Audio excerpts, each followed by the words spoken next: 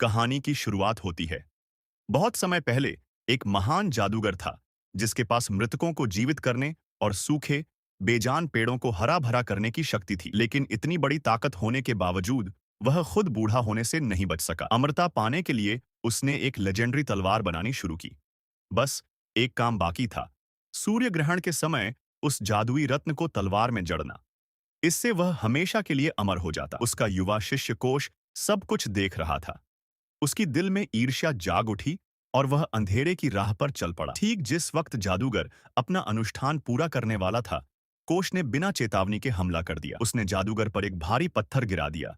अमृता की शक्ति खुद हथिया ली और जादूगर को मारकर गहरी धरती में दफना दिया। हजारों साल तक जादूगर अंधेरे में कैद रहा, बदला लेने का इंतजार करता रहा। एक दिन एक छोटी लड़की उसकी श्रापित फूल पर आ गई। उत्सुकता में उसने फूल को छुआ तो एक कांटा उसके उंगली में चुभ गया। उसकी बड़ी बहन उसे ढूंढने आई और वह भी फूल के जादू से बच नहीं सकी।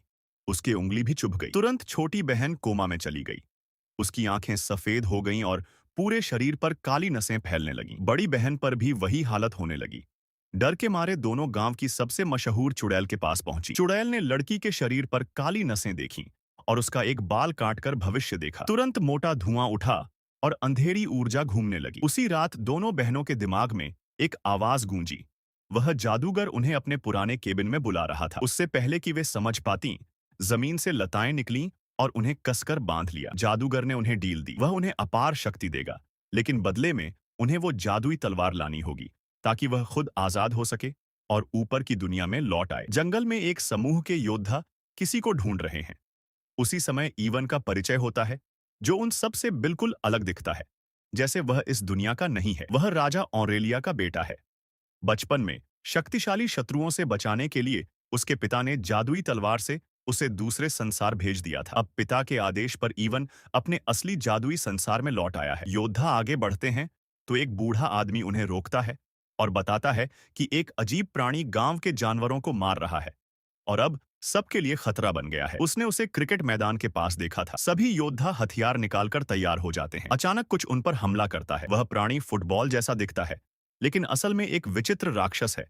सिर के नीचे शरीर नहीं है, फिर भी बेहद ताकतवर। कई दिशाओं से हमला करता है, लेकिन आखिरकार योद्धा फिनिश उसे अपने बैग में कैद कर लेता है। वे व्हाइट सिटी लौट आते हैं। शहर के बाजार में एक छोटी भूखी लड़की घूम रही है। वह एक महिला की टोकरी से सेब चुरा लेती है और भाग जाती है। महिला देख लेती है, लेकिन लड़की एक कोने में छिपकर सेब खाने लगती है। अचानक उसे पास में चमकती रोशनी दिखती है। वह हाउची ता में जाती है और एक चमकता फूल देखती है। फूल तोड़ने की कोशिश में कांटा उसके उंगली में चुभ जाता है। उसी महिला आ जाती है। डांटने की बजाय वह लड़की को गले लगा लेती है और पूछती है कि वह कहां से आई है, उसके माँ बाप कहाँ हैं। फिर उसका ध्यान चमकते फूल पर जाता है। वह भी फूल तोड़ने की कोशिश करती है तो कांटा उसे भी चुभ जाता है। अचानक फूल जमीन में समा जाता है। पता चलता है कि वह साधारण फूल नहीं, कोई जादुई शक्ति थी। ईवन अपने जादुई घर पहुंचता है। घर में लंदन वाले सभी आधुनिक सामान हैं। Fridge, washing machine, oven, TV. इन्हें चलाने के लिए उसने बाहर जनरेटर लगा रखा है। जल्दी ही नायिका एलिसिया आती है। दोनों एक दूसरे से प्यार करते हैं और शादी का प्लान भी बना चुके हैं। अचानक घर के सभी इलेक्ट्रिक सामान बंद हो जाते हैं। ईवन बाहर जाता है तो देखता है कि एक गार्ड जनरेटर को कोई जानवर समझकर तोड़ रहा है। ईवन गार्ड से बहस करता है।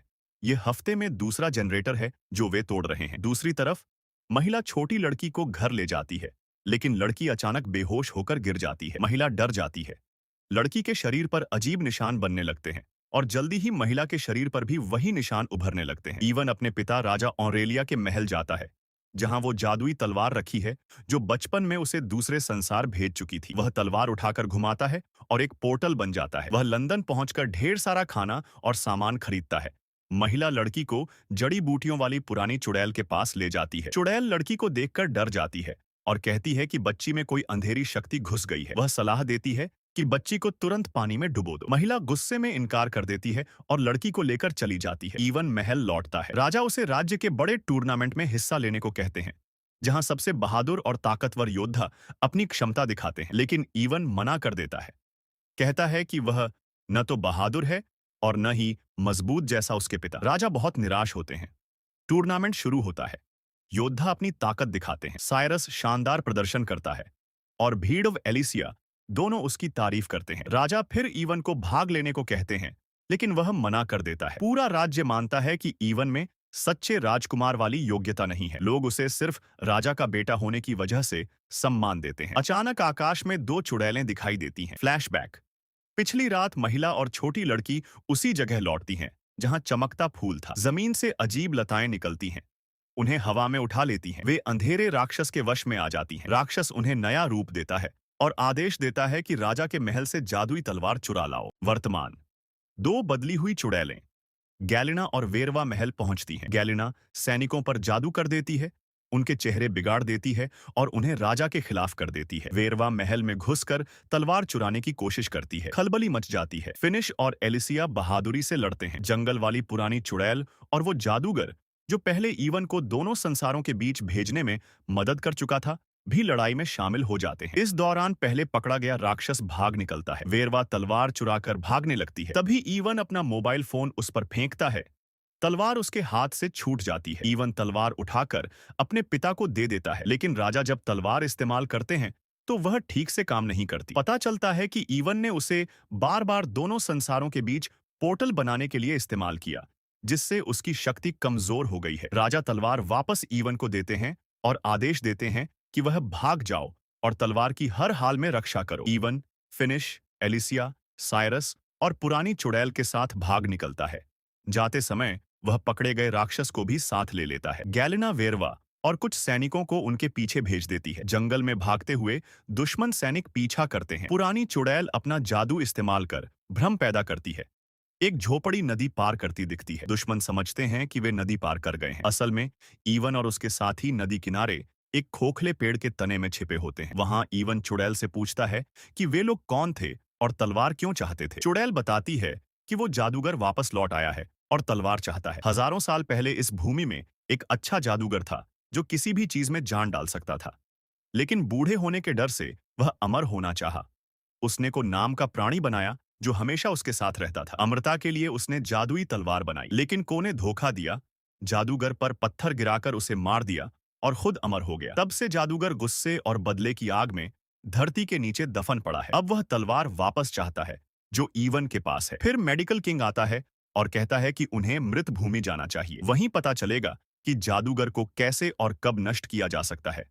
लेकिन मृत भूमि तक पहुंचना आसान नहीं, लंबा और खतरनाक रास्ता है। वे सब अपनी यात्रा शुरू कर देते हैं। दूसरी तरफ दोनों चुड़ैलें और उनके जादुई सैनिक चलती झोपड़ी का पीछा करते हैं। आखिरकार उन्हें पकड़ लेते हैं, लेकिन अंदर कोई नहीं होता। गैलिना झोपड़ी को जलाने का आदेश देती है। तभी दूसरी झोपड़ी आकर पहली से टकराती है और समूह बच निकलता है। ईवन और साथी एक बड़ी चट्टान पर पहुंचते हैं जहां दो विशाल लोहे के छल्ले हैं जिन्हें कोई नहीं उठा पाता। पुरानी चुड़ैल अपने बैग से जादुई बेरीज निकालती है जो उसे जबरदस्त ताकत देती है। साइरस यह देख लेता है। चुड़ैल और साइरस मिलकर छल्ले खींचते हैं तो पानी से एक विशालकाय व्हेल निकलती है। पता चलता है कि जो चट्टान समझ रहे थे वह व्हेल की पीठ थी। व्हेल उन्हें उड़ाकर मृत भूमि की ओर ले जाती है। रास्ते में ईवन चुपके से चुड़ैल का बेरीज का बैग चुरा लेता है। बहुत देर बाद वे बर्फीले पहाड़ के पास पहुंचते हैं। व्हेल से उतरकर पैदल आगे बढ़ते हैं। ईवन चुपके से बेरीज खाता है।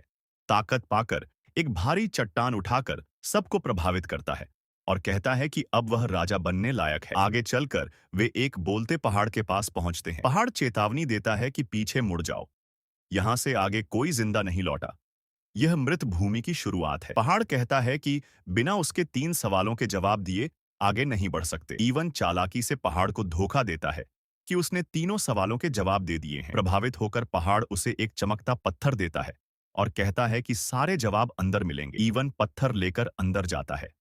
अंधेरा है। अचानक उसे अपना पिता राजा ऑनरेलिया एक चट्टान पर खड़े दिखते हैं। ईवन पूछता है कि वे यहाँ क्या कर रहे हैं। राजा बताते हैं कि ईवन के जाने के बाद जादूगर ने उन्हें मार दिया, अब वे मर चुके हैं। ईवन कहता है कि उसके पास चमकता पत्थर है जो एक मृत व्यक्ति को जिंदा कर सकता है, लेकिन राजा मना कर देते हैं।